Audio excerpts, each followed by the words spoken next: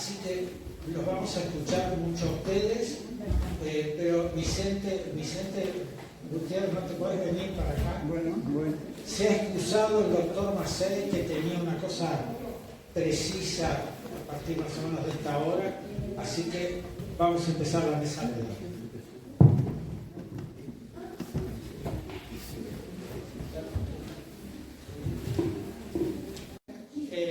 Puntos precisos para conversar. Si yo supiera dónde quedó ese memoralín, podría empezar rápidamente.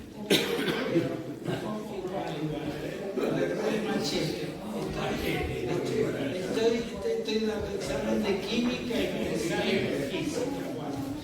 Bueno, no, pero vamos a tratar de hacer las cosas un poco por orden, digamos así, y me gustaría a los panelistas, sobre todo, que digan una palabra, a ver cómo les parece que está en este momento esto del ingreso irrestricto, cómo se está haciendo el ingreso a la facultad. Yo me voy a permitir solamente una anécdota, es una lástima que se fue Macei, pero el doctor Macei fue el único director del Hospital de Clínicas por concurso, un concurso que ganó, les aseguro, de punta a punta.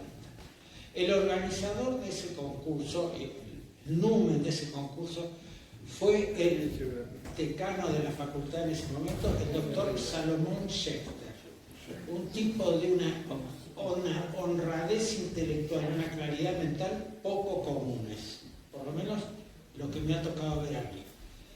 Y resultó que Schechter encaró el decanato pensando en el número enorme de muchachos que se postulaban y cómo andaba, cómo se podía manejar eso. Ha estado acá, pero me parece que se fue, el doctor Guillermo del Bosco. Bueno, perdonamos. Schechter le encargó a Guillermo que hiciera la evaluación de los distintos lugares a partir del ciclo final de la carrera, que es el ciclo clínico, para ver cuál era el número real de muchachos que se podían formar en ese momento, que es la parte más importante de la carrera. Si hay 1 millón de muchachos en un aula grande, no importa, pero después la medicina tiene que hacerse más práctica. Bueno, no quiero dar una conferencia. Guillermo después nos podrá decir un par de palabras, pero él sacó un número exacto. Y el doctor Schechter, que era un hombre de pensamiento de derechas, sin embargo buscó a alguien que viniera y lo mirara desde otro ángulo. A partir del momento en que el doctor Schechter convocó a los profesores, que yo en ese momento era un profesor piojo por la edad, no solo por la edad, convocó en el decanato para explicar este plan que surgía a partir de los hechos que le había traído Guillermo. Miren, hubo un silencio de parte de los profesores que a uno le daban ganas de agarrarse a trompadas con la masa. El único que tuvo una buena reflexión sobre eso fue el doctor Fustinoni, que fue el que le pidió la palabra y apoyó algo lógico que estaba tratando de hacer Salomón Schechter. Terminó eso, pasaron un par de días y empezaron los bombos manejados por APUBA y por el entonces rector de la universidad, que era este hombre, Schuberov, que dio lugar a que Schechter, un señor, se terminó, renunció, y detrás de él renunció Macei y renunciamos, estábamos colaborando con Macei. Bueno, desde entonces no sé cómo ha quedado exactamente, porque yo no tardé mucho más en jubilarme, no sé cómo ha quedado el ingreso, qué piensan ahora, y primero le voy a preguntar a los miembros de la mesa. ¿Qué nociones tenés? ¿Vos, Vicente? Porque sí. Bueno, yo soy Yo soy muy conservador, siempre fui, en parte por la edad también. O sea que nadie va a tomar a una persona sin verla primero y poder ayudarla, porque uno puede ayudar a una persona si la entrevista y dice, mira, no te conviene trabajar en esto, o no te sirve, pero nadie toma a una persona por papeles y llenando un examen cualquiera. Y así como no van las cosas. O sea que es cada vez más anónimo, más anónimo. Si yo tengo que tomar un colaborador, lo primero que quiero es conocerlo. Si voy a tomar un estudiante de medicina, va a ser un colaborador en 10 años. Y lo mismo pasa con las residencias que están entre nosotros. Así que, pues recordando a Schechter, yo fui el consejo asesor de Schechter, Salo, le decíamos Salomón, su mujer se llama Dulcinea, y realmente es un hombre que pudo transformar la facultad. ¿Quién se lo cortó? Los propios de la Universidad de Buenos Aires. ¿Alguno de ustedes? A ver.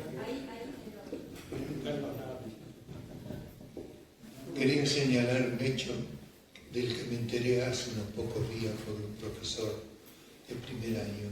En este momento, en primer año, tienen 120.000 alumnos. 120.000 alumnos en la Facultad de Medicina de Buenos Aires. Esto evidentemente está señalando que es imposible darle ningún tipo de educación, de instrucción mínima. Es en la Es UBA, decir, en la UBA. sí, en la Facultad de Medicina de la UBA en este momento, entre los ingresantes, entre los recursantes, ¿cierto? Hay 120.000 alumnos. Con eso solo estamos diciendo que es imposible. Si vemos después todas las cosas que ocurren a lo largo de la carrera y la calidad de los médicos que están saliendo, estamos viendo, eso se ve además en todos lados, vemos que las residencias no se ocupan. El número de residencias que hay no se ocupan. Es decir, que hay gente que se recibe sin ninguna preparación y ahí está ejerciendo la medicina. El primer problema, sin duda alguna, es ese, el ingreso restricto. No hay que ser limitativo de ninguna forma desde el punto de vista estrictamente humano, pero no tiene sentido que tengamos una cantidad tan grande de alumnos que es imposible de todas formas de darle una instrucción. Yo también voy a estar como Vicente, soy conservador en ese sentido. Tiene que haber una selección además para la calidad y la cantidad que se le puede dar. Si no, no tiene sentido alguno tener 120 alumnos a los que no se le da ningún tipo de instrucción. Sí, pero además te quiero sumar una pregunta para abrir vos, porque vos estás trabajando en otro lado, de manera tal que tenés una visión que puede venir de otro ángulo. Pero te quiero hacer una pregunta vinculada, que es, ¿qué opinás de esto, de esta suerte de inflación de carreras de medicina que hay? De sedes donde se dan carreras de medicina. A ver, ¿qué opinas?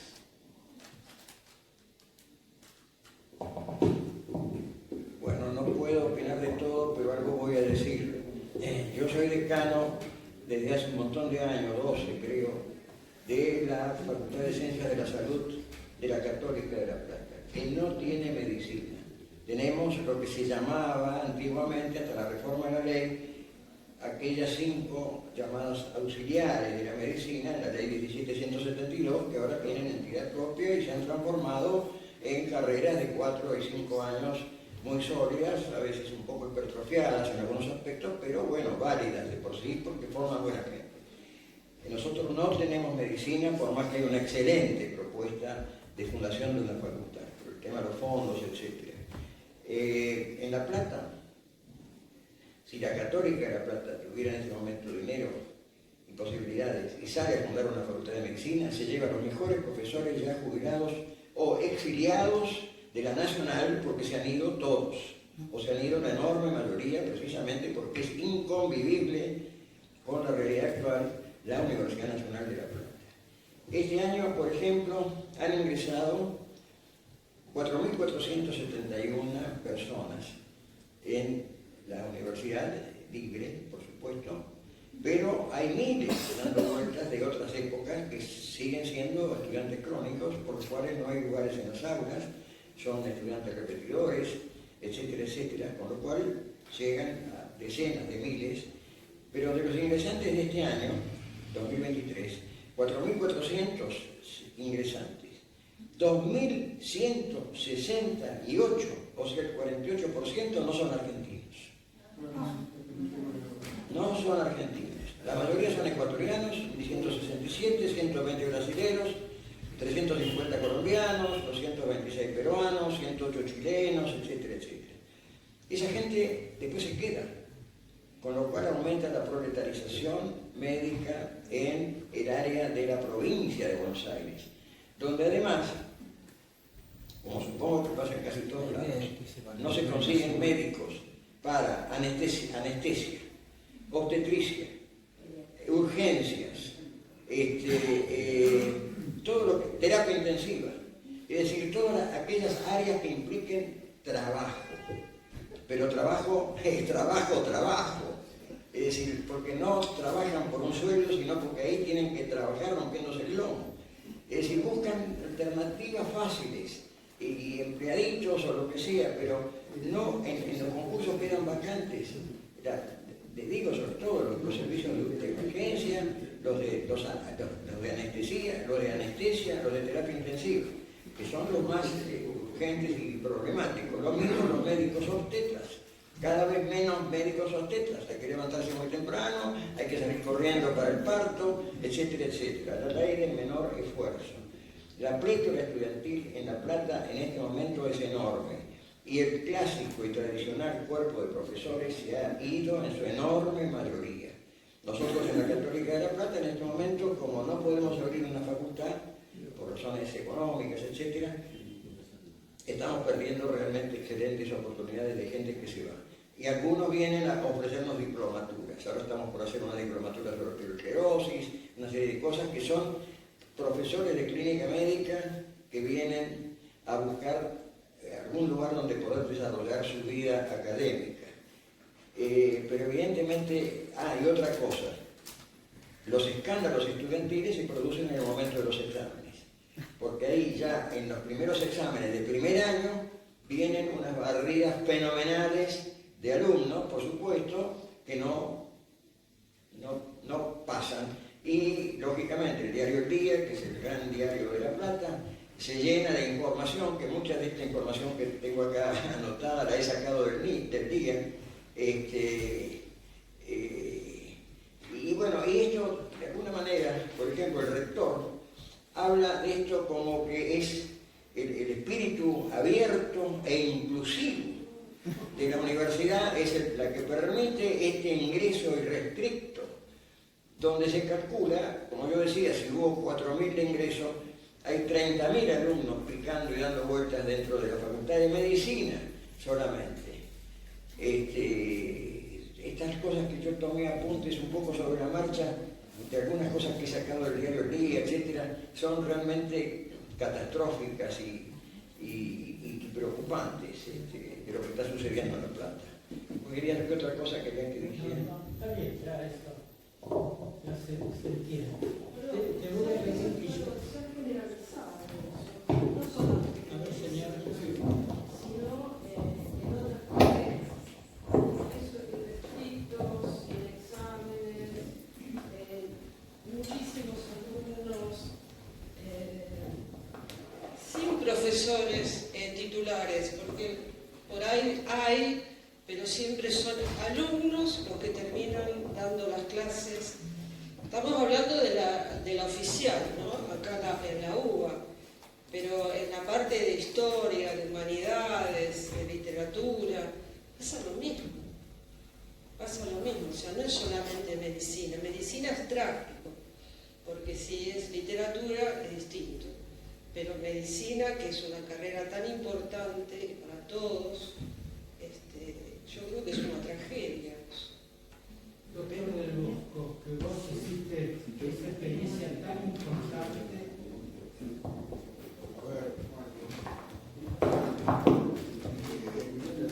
Primero que agradezco que me hayas avisado, me gané la tarde con las exposiciones, ¿no? Pero referente a lo que vos comentás, varias cosas.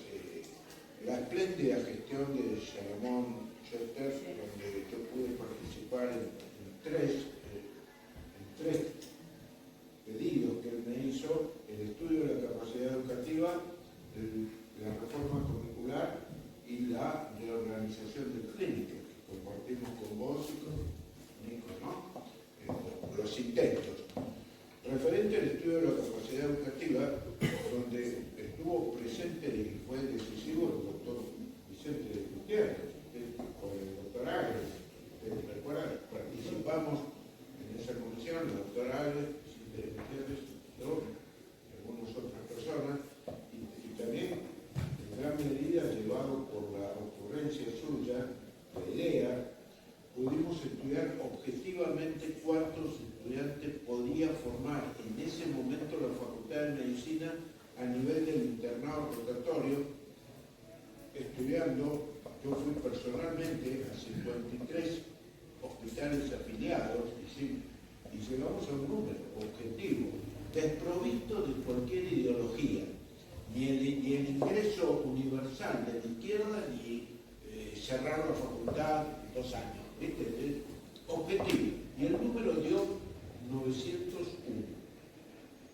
901 estudiantes podían formarse según las pautas solicitadas por la OMS y la OPS, lo cual, estimando un 30% de deserción, que sería razonable, podría significar alrededor de 1.200 estudiantes en el primer año, ¿no es cierto?, para la degradación de...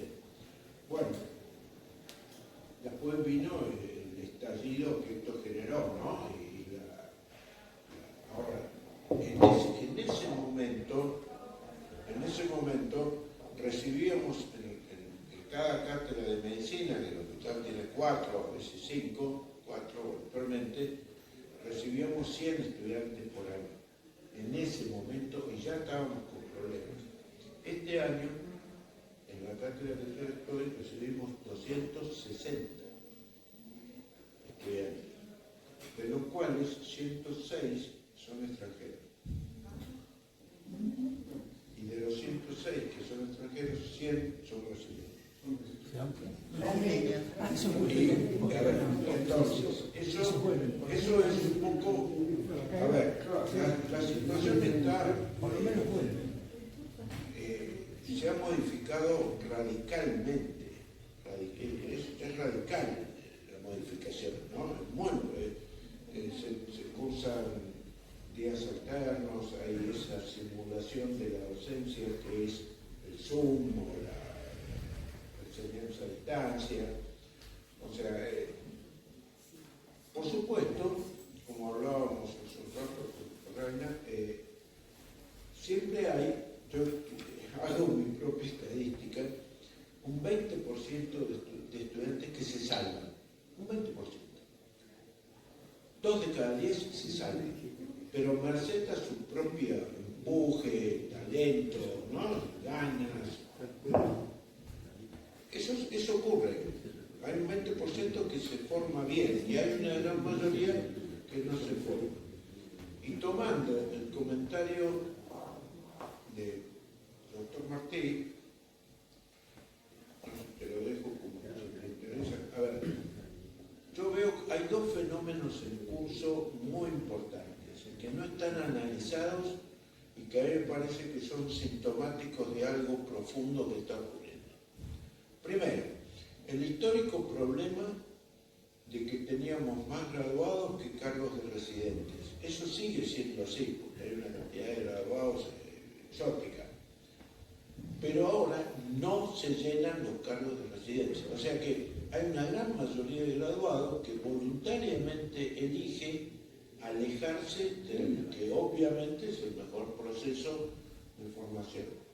Y el segundo, esto habría que estudiarlo, me interesa este tema, intento estudiarlo, pero habría que entrar en profundidad, ¿no? Me refiero a sociología, encuestas. Y el siguiente punto, proceso, es la feminización de la carrera. No hay varones. 68, 69, 70, 72, 73% de chicas en los últimos años. O sea, los varones se escapan de la medicina, se van. No quieren estudiar medicina, salen corriendo de la medicina. A ver, eso son... Obviamente uno puede tener respuestas sencillas, fáciles, rápidas, que no deben ser las correctas, ¿no? Creo que hay que estudiarlo, ¿no? El fenómeno. Pero estas son dos cosas que están pasando. A todo esto, agregarle más el impresionante costo de la pandemia. Me refiero educativo, o sea, estamos tratando de enseñarle cirugía, clínica médica y enfermedades complejas a chicos que cursaron anatomía, fisiología a distancia. Es algo, pero es un simulacro, digamos, es un simulacro, ¿no? Ahora, lo que salva eso es la oportunidad de ese 20% de jóvenes espléndidos que siguen apareciendo, aún en las condiciones más adversas, aparecen. Y de vez en cuando los que aparecen, lo que yo llamo fenómenos silvestres, que la uva tiene fenómenos silvestres, una plantita que crece, ¿no? Y hay fenómenos silvestres entre los docentes también. Porque, claro, muchos de los docentes también entran en este juego, están totalmente entregados, ¿viste? Ahora, hay fenómenos silvestres entre los docentes y hay silvestres entre los alumnos. Y ahí habría una esperanza. Y bueno, hay muchas más cosas. Pedro Ferraina está por detrás. Sí. Me gustaría que vos quieras algo respecto a esto. Pedro Ferraina, para los que no lo conocen, años de años, más de 20 años. Gracias, Hugo. Fíjate, fue profesor titular de cirugía. Hemos sido compañeros desde que éramos alumnos ayudantes. Así que tiene una experiencia muy grande, ¿verdad, Pedro? No, comparto las preocupaciones de todos los preopinantes con respecto a que ha habido una relación no óptima entre la cantidad de aspirantes a estudiar, las posibilidades que tiene realmente la Facultad de Medicina, y fundamentalmente comparto lo que acaba de decir Del Bosco con respecto a la problemática actual, no solamente de la cantidad de alumnos, sino la falta de incentivos y la dispersión, sobre todo de los graduados. Es curioso que en los últimos años las plazas de residentes no se estén ocupando y uno ve mucha gente joven en lugares privados de atención médica sin una formación que era casi obligatoria hasta hace pocos años, que era la residencia. Como no existen entes reguladores, excepto el mismo paciente que se queja porque lo atiende alguien que rápidamente se da cuenta que tiene menos ideas que el mismo enfermo sobre qué hacer, esto está pululando. A mí lo personal me preocupa porque no es que está ocurriendo en lugares alejados, en donde uno puede suponer de que los médicos jóvenes no quieren ir por determinadas circunstancias, sino en sanatorios muy cercanos a este mismo lugar que estamos reunidos hoy. Y creo que ese es un aspecto que debiera intervenir alguna autoridad con respecto a ver la calidad realmente de atención médica, cómo es la formación médica en esos lugares privados, y de alguna manera qué repercusión tiene después en la misma atención. Me parece a mí que ese es un problema en lo personal, lo veo como un problema realmente serio y que de alguna manera es la traducción de que la historia relatada hoy sobre la medicina argentina, fundamentalmente hospitalaria, que era la que regía verdaderamente la medicina, se trasladó en los últimos 40 o 50 años a los distintos lugares privados, cada vez con mayor intensidad. Pero ha ocurrido una cosa que en mi visión es la siguiente. Los hospitales se han quedado con menos tecnología que los lugares privados, por una cuestión económica. Pero la transferencia, sobre todo de la educación médica, que fue siempre patrimonio de la medicina hospitalaria, no se realizó a los lugares privados con la misma intensidad. Entonces, esos lugares que tienen mayor capacidad operativa desde el punto de vista tecnológico, no han crecido desde el punto de vista educativo para tomar la misión que durante muchos años tuvo la medicina hospitalaria. Las escuelas médicas argentinas, como bien quedó demostrado hoy, han pertenecido siempre a la medicina hospitalaria. En los últimos años la medicina privada ha crecido mucho y ha permitido que un núcleo chico de la población pueda acceder a los mismos, diría yo, con casi la misma calidad que centros de países en mejores condiciones económicas que las nuestras, pero la parte de educación médica lamentablemente no ha tenido esa transferencia, excepto muy pocos hospitales. No me quiero explicar. El doctor Martí quería decir algo.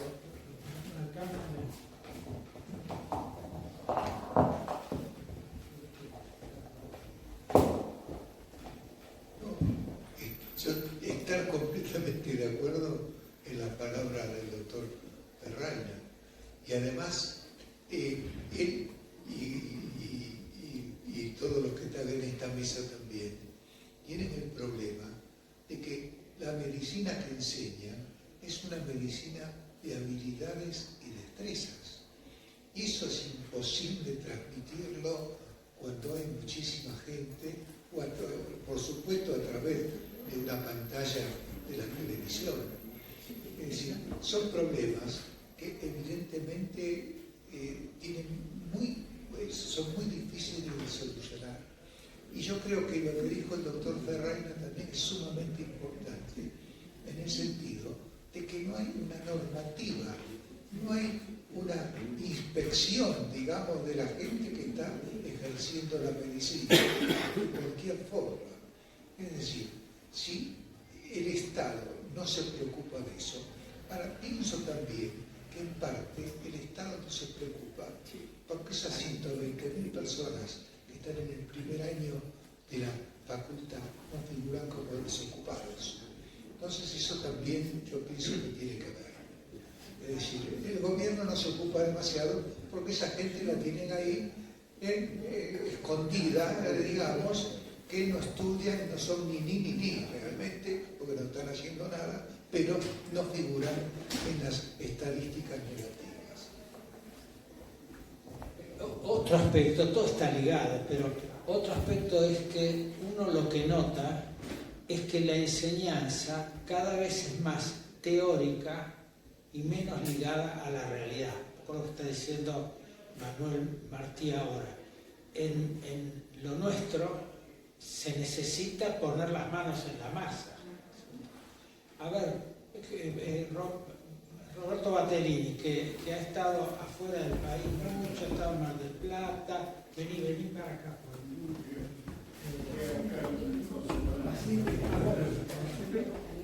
Bueno, nos van a conseguir uno, pero mientras tanto... Sí, no, quiero que hable todo el mundo. Roberto fue compañero nuestro en el Buenos Aires, fue, digamos, paralelos en la unidad hospitalaria, él fue residente de cirugía también, ha estado en Alemania mucho tiempo, ha trabajado mucho en Mar del Plata y en el hospital italiano, de modo que tiene una visión bastante, ¿cómo podría decir?, variada.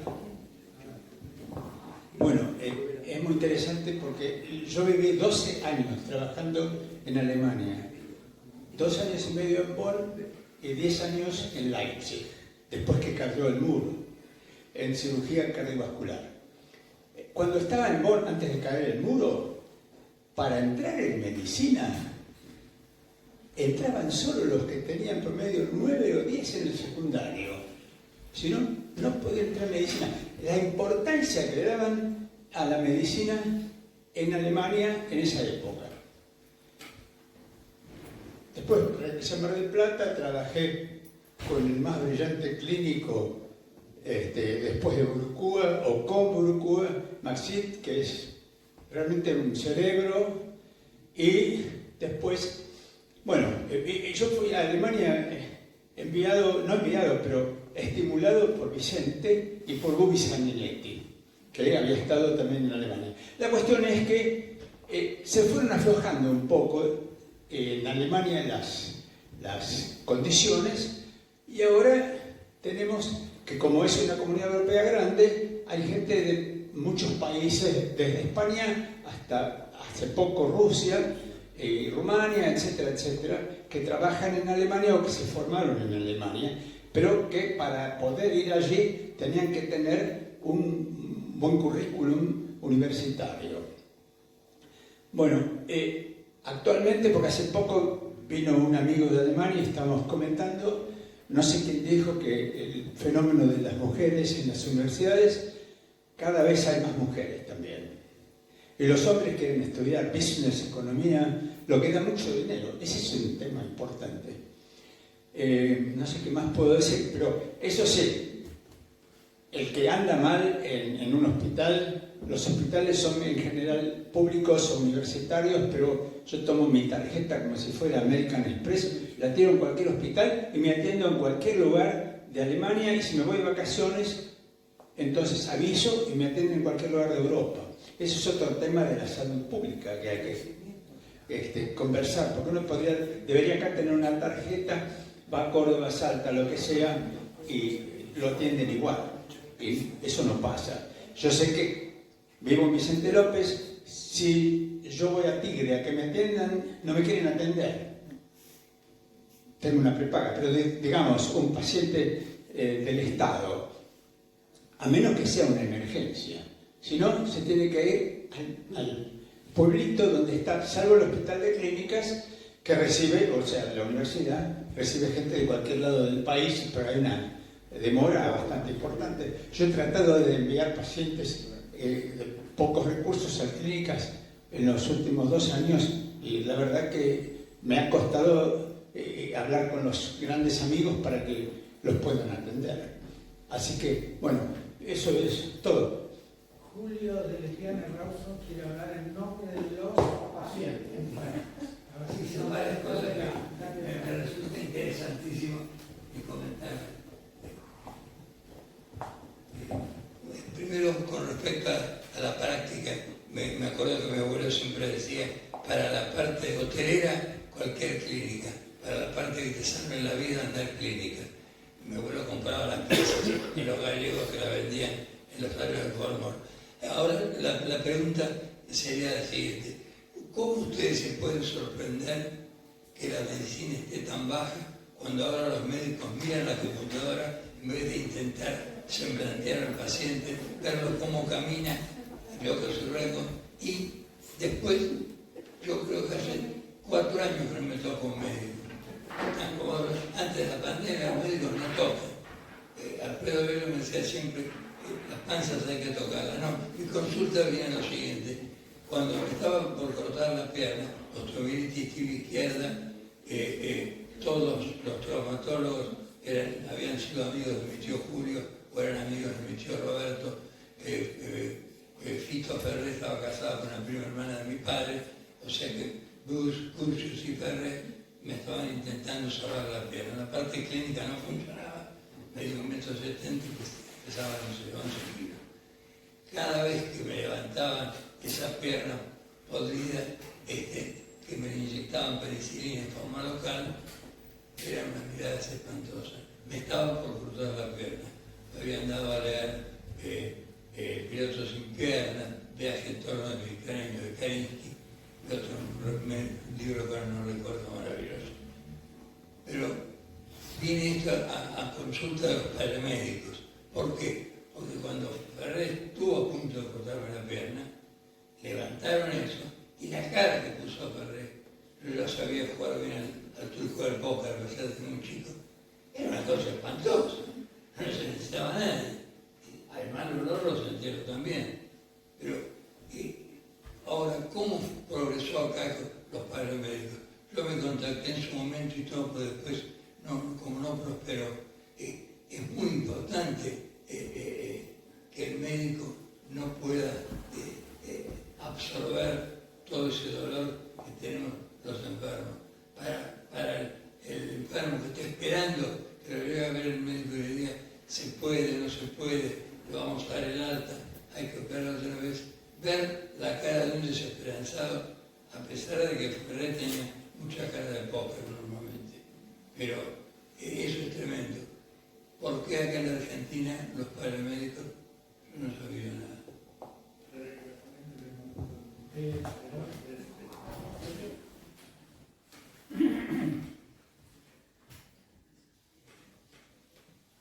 Hola. Hola.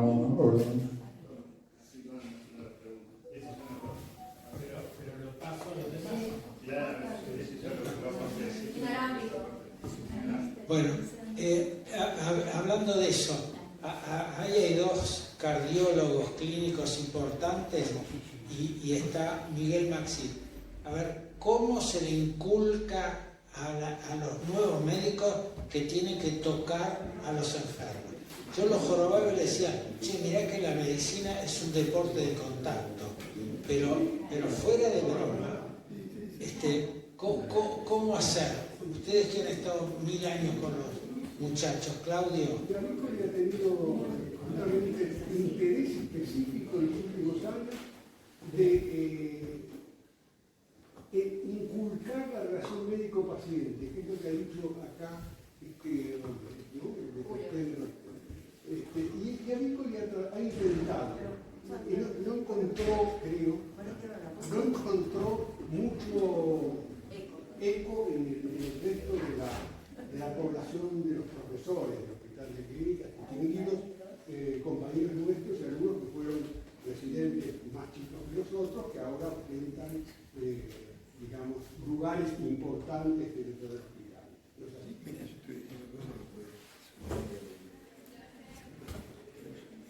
Es así como dice Claudio Bellido. Nosotros nos formamos con Burucúa, José Emilio Burucúa, que era un semiólogo eximio, y en una época muy importante del hospital,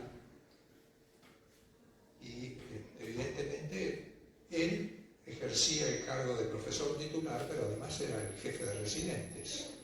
Estaba en el hospital desde las 8 de la mañana hasta las 6:30 de la tarde, así que ni se nos ocurría, como residentes, abandonar el hospital mientras estaba el profesor titular que estaba dando vueltas en la sala, que iba los sábados, porque íbamos todos los sábados hasta el mediodía al hospital, pero que recorría el domingo y hacía una revista con el residente que estaba de guardia.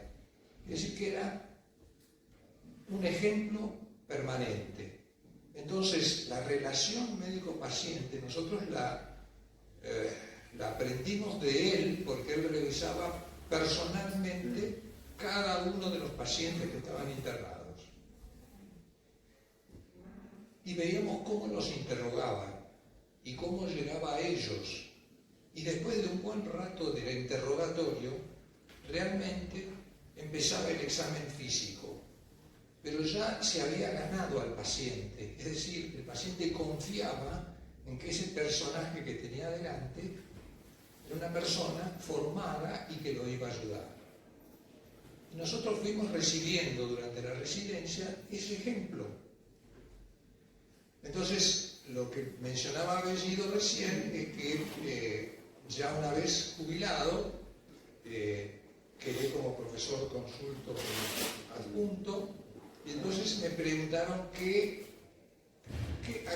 me podía dedicar para darles clases a los alumnos, por supuesto de cuarto, quinto y sexto año. Y entonces puse relación médico-paciente. Nunca me llamaron. Nunca me llamaron en un hospital escuela. Y además, yo me quedé 2 años, casi 3 años, después de jubilarme, en el consultorio externo. Iba semanalmente, una vez al consultorio externo, y entonces pedía que me enviaran una comisión de alumnos. Nunca me mandaron una comisión de alumnos. Entonces, el intercambio que yo tenía era con los médicos, 2 o 3 médicos más, que estábamos haciendo el ejercicio en el consultorio externo, pero no enviaban a ninguna comisión como para que les enseñáramos cómo interrogábamos a un paciente de consultorio externo y cómo lo empezábamos a tocar, como es el término que estamos manejando en este momento.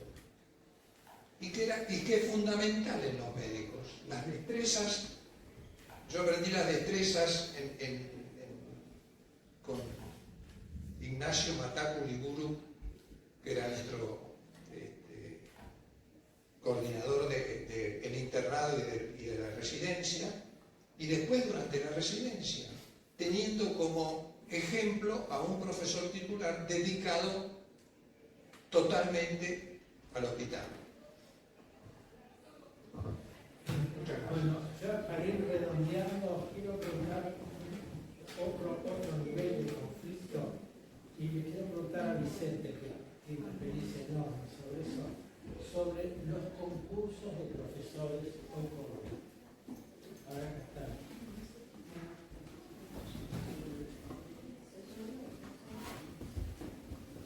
Perdón que sea un poco agresivo tal vez en las opiniones, ¿no es cierto? Pero no puedo decir directamente que es una farsa, pero la elección de un profesor no se elige por lo que necesita la universidad ni lo que necesitan los alumnos. Necesita por lo que se inventó en Argentina, que se llama la grilla. En la grilla van poniendo todos los puntitos que tiene, tantos premios, tantas becas, tantos viajes, tantos lugares que fui a aplaudir, tantos lugares así, y después suman puntos y ese es el profesor. A veces lo nombran profesor cuando faltan 2 años para jubilarse, o sea que arruina toda una generación. No hay ningún lugar del mundo que yo sepa que se hace como en Argentina. Hicimos una mesa redonda acá con extranjeros y argentinos, ya todos parecidos, y todos dijeron lo mismo, que es un desastre. Cuando yo di el concurso de profesor tenía que dar una clase teórica como si fuera un psicodrama. Me dan un tema y me hacen hablar como estoy hablando hoy. Y eso no lo necesita el alumno. No quiere un orador, quiere un rubricúa que se quede a la tarde, quiere uno que se quede por lo menos a mediodía, pero que tenga ganas de enseñar. Y acá eligen los profesores por su prestigio quirúrgico a lo mejor. Es un gran cirujano y nunca va a ver los alumnos. Así que hay que dar vuelta completamente al sistema de concursos. Para eso hay que dar vuelta a la universidad y para eso hay que empezar una segunda reforma universitaria. Estamos usando la reforma universitaria del año 18. En lugar de, esa fue una muy buena reforma, muy buena, pero la hemos ido deformando. Ahora es la deforma actual de la reforma. Y mientras yo he tenido que ir a exámenes de Córdoba, Rosario, donde en la mesa examinadora había un alumno tomando el examen a un profesor. Ridículo. Y en Córdoba, uno del personal de maestranza participa también. Pero no opina, pero se siente y escucha. Entonces, casi vamos entre ridículo en ridículo. Y como es, y muchas cosas. Creo que el camino es una reforma total, empezando por los nuevos profesores. Si lo pintamos ahora, lo que podemos es lo que tenemos muy mal nosotros. Bueno, yo voy a hacer la última última pregunta, después hacen las que quieran y los comentarios que quieran, pero me gustaría que sobre esto se afirmara bastante.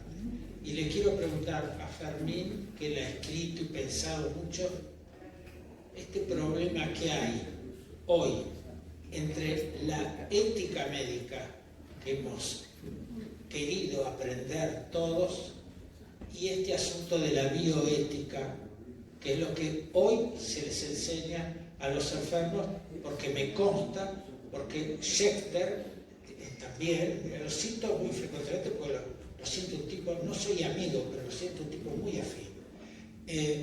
Schechter fue el que empezó queriendo que se enseñara esta materia ética en la facultad, porque si no hay un silencio bárbaro, uno se maneja con el dolor y la muerte y nadie le ha hablado en 6 años, y en la residencia tampoco. En la residencia te topas de golpe con el dolor y con la muerte, pero nadie te dijo una palabra sobre eso. Bueno, Schechter lo planteó. A mí me pusieron en una de esas, tuve un suspiro, y me pasó como a vos, que no te mandaban enfermos, Oscar. Bueno, a mí no me mandaban alumnos, porque yo una vez organicé una mesa para hablar de esto frente a los alumnos, donde además de haber puesto 2 o 3 colegas de distintas especialidades, puse a la jefa de enfermería de cirugía y al capellán del hospital. Sí, empezó la cruz al revés. Nunca más mirá que yo insistí pidiendo, nunca más me mandaron una comisión, bueno, me di por despedida. Pero entonces, Fermín, este tema... Sí, pero es complejo el tema, ¿no? Es complejo porque una cosa no invalida la otra. Yo fui 12 años profesor titular de bioética en 5º año, medicina, Facultad de Medicina de la Universidad de El Salvador. O sea que 1.500 alumnos, o sea, camadas de 50, que era por semestre, por cuatrimestre, son 100 por año, son 1.200 alumnos médicos, pasaron de alguna manera por ahí. Y bueno, yo también venía de una formación antropológica, filosófica, paralela a la medicina, que de alguna manera me permitió tener una mayor formación histórica también, de la evolución de la relación del hombre con el paciente, procurando el bien, que en definitiva es lo que uno quisiera hacer con la ética. Pero también soy representante de una generación donde la palabra bioética, de origen anglosajón, particularmente en los Estados Unidos, se generalizó, y que incluso un gran papa, como fue Juan Pablo II, desarrolló varios aspectos de estos temas. Por eso hay que sumar. Yo voy a hablar en católico. El primer gran papa que se ocupó de todo fue Pío XII.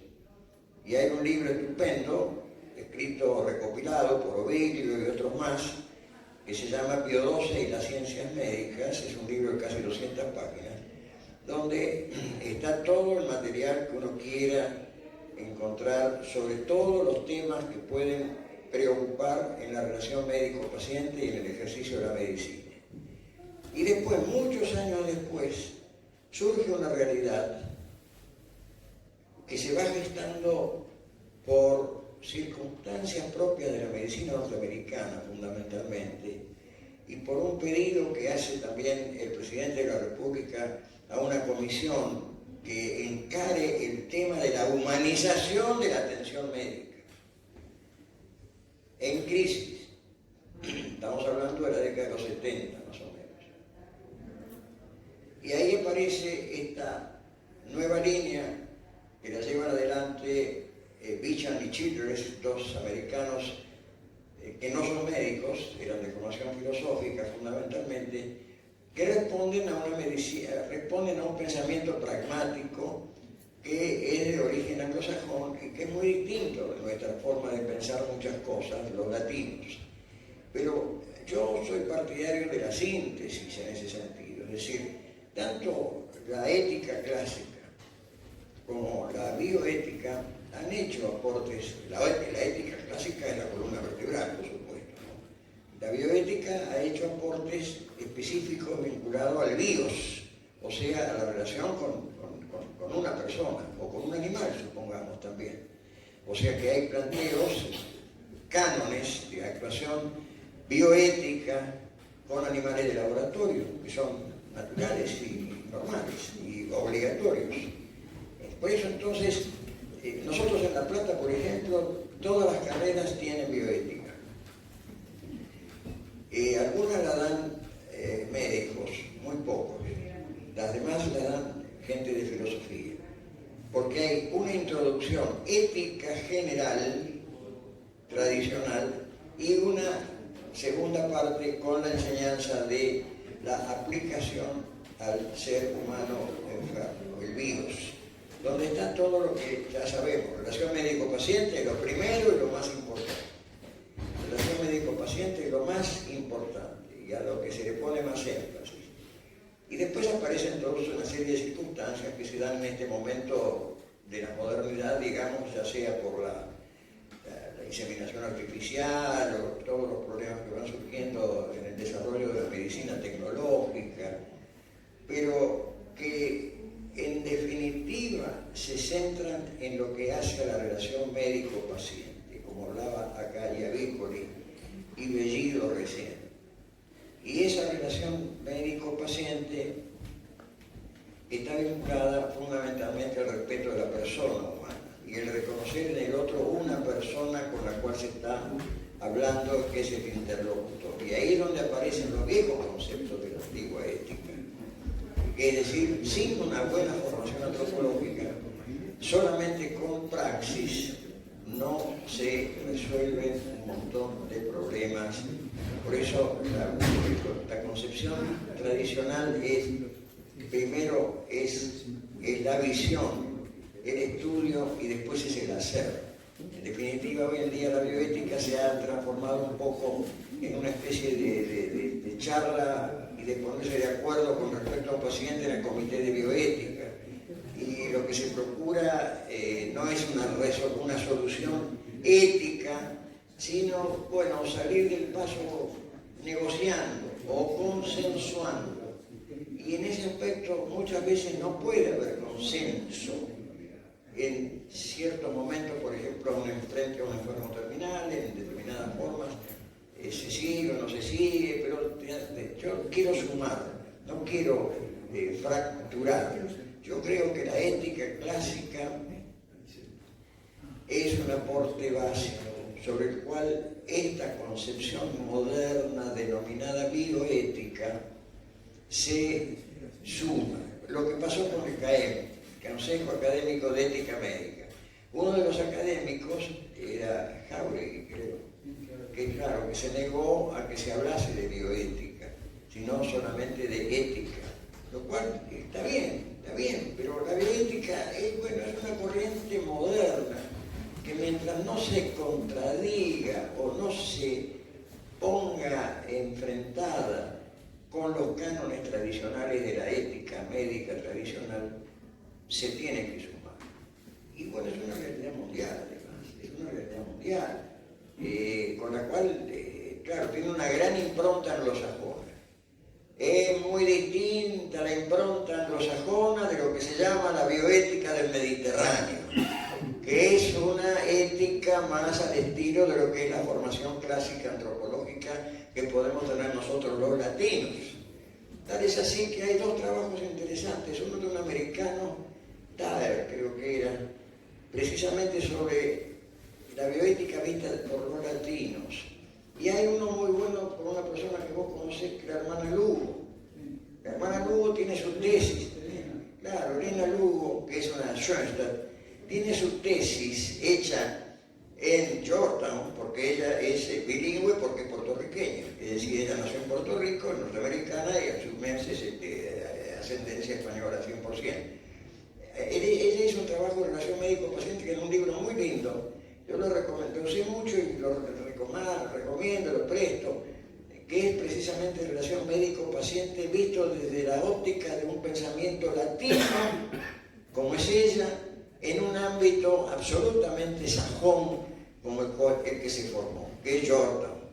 Y en Georgetown están las dos líneas también, porque él es un peregrino y Thomas Mann, dos grandes pensadores. El peregrino fue profesor titular de clínica médica en la New York University, una de ellas, y Thomas Mann viene de la filosofía, pero fue en Loyola University, profesor.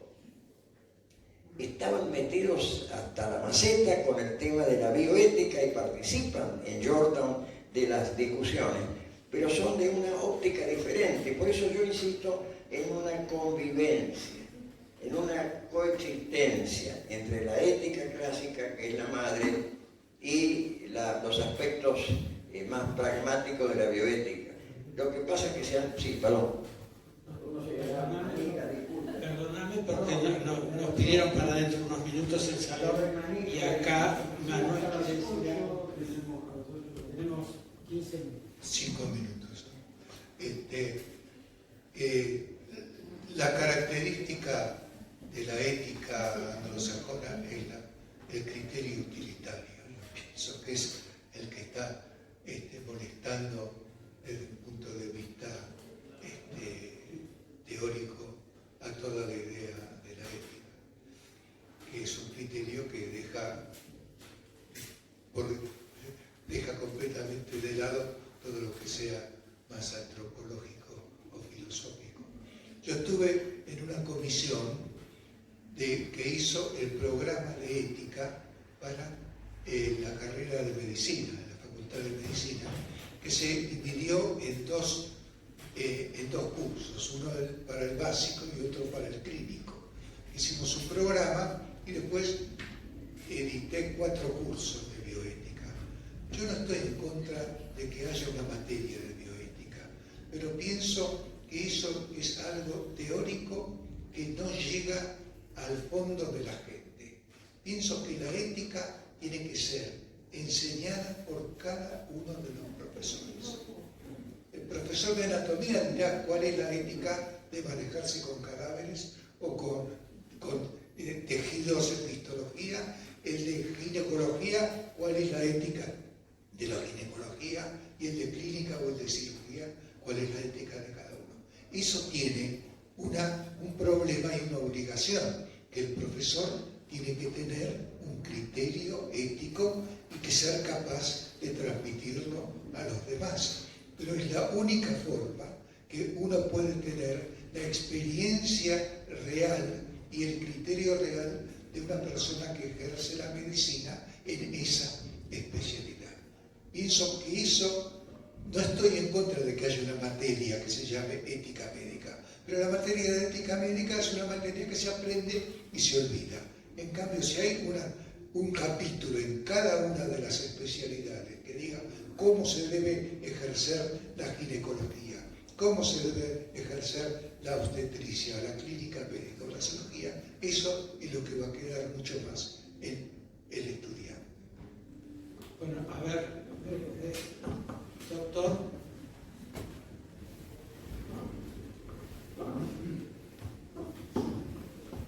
¿Qué tal? Me presento muy brevemente. Yo soy el doctor Martín Seguane, profesor por concurso de la Universidad de Buenos Aires, Facultad de Medicina de la UBA. Estoy con 80 años de edad y 7 meses, 8 meses. Vivo con mi mujer, que ella trabaja, sí, continúa trabajando. Yo a los 80 años reales me jubilé. A partir de ese momento, cursé con el doctor Massey, Egidio, con cuyo hijo, 2 hijos, ¿no es cierto? Y con varios de los que están acá, excelente. No tengo nada que opinar y suscribo el 95 o 99% de lo que se está diciendo acá. Somos todos profesionales de lo mismo. Pero quiero tocar un tema que no lo dijeron. A partir de estos 6 meses que estoy solo en casa, porque no los hijos, uno está en el Hospital Austral, el otro en Mar del Plata, no sé, que no es médico. Veo mucha televisión, muchísima, paso los canales, mucha propaganda de la industria farmacéutica para medicamentos de venta libre y no de venta libre tampoco. Fíjese, por ejemplo, este es el prospecto Lepredual, que tiene un antigripal, no peligroso, pero tiene 4 fármacos, ¿no es cierto? De lo que dice acá el laboratorio, que es excelente, como de lo que hace, critico nada más la publicidad que hacen a través del prospecto. Acá, de todo esto, con la primer columna de las 4, con la primera es lo que hay que decirle a los pacientes. Todo esto de lo demás es enseñarle cómo tiene que tomarlo. Veo canales de televisión, los de números bajos, el 15, el 16, 17, también hacen propaganda de medicamentos de venta libre, que le dan una extensión para que la gente lo compre. Es una barbaridad. Estas 4 columnas del Lepredual, con una basta. Algo hay que decirle a los directivos, que muchos de ellos han colaborado en la formación de los médicos, en las facultades, etcétera, que no lo niego para nada, y además la industria farmacéutica argentina es muy buena, está muy bien conceptuada, pero con el médico, por eso no vuelven al médico. No vuelven al médico porque el médico... Discúlpame, eso apunta a algo que no pudimos tocar. Es una competencia. A la de la autonomía Totalmente de la es un volante. Con la autonomía, y por el otro lado, el médico paternalista. En bioética, la palabra paternalismo, que viene del pater, es una mala palabra. Entonces, ¿qué hacen? Quieren que el enfermo aprenda él a comprar remedios, que se automedique. Sí, no, eso no quiere. La bioética no quiere eso. La autonomía quiere decir, yo no me quiero operar del corazón, no me opero. Y sigo con tratamiento médico, es eso. El otro tema es terapia intensiva. Yo hice el curso de Magnetti, vos lo conocés a Magnetti. Bueno, hice los 2 años con Magnetti, de fines de semana en Mar del Plata, el encarnizamiento terapéutico en las terapias intensivas, había que estudiarlo para ver cuándo damos orden de no reanimar. Bueno, nos está echando.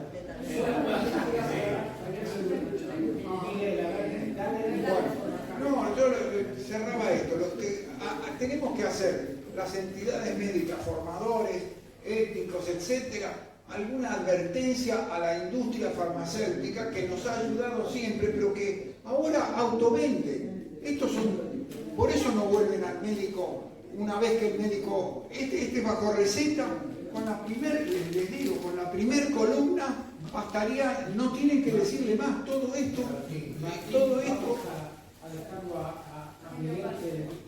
Avisar algo éticamente a la industria farmacéutica. Dos palabras. Yo creo que viviendo en este país tal como está, no sé cómo podemos creer que vamos a mejorar la educación. Va a ser imposible, porque hay que mejorar toda la sociedad, toda la ética de la sociedad. La inflación monetaria que tenemos es un símbolo de la inflación médica que tenemos. Es decir, damos moneda falsa, damos médicos falsos, damos abogados falsos, porque está lleno de buenas policías todo lo largo del país. Entonces, el problema nuestro es muchísimo más intenso de formar un buen médico. Debe de formar una persona honesta, trabajadora, discreta, útil.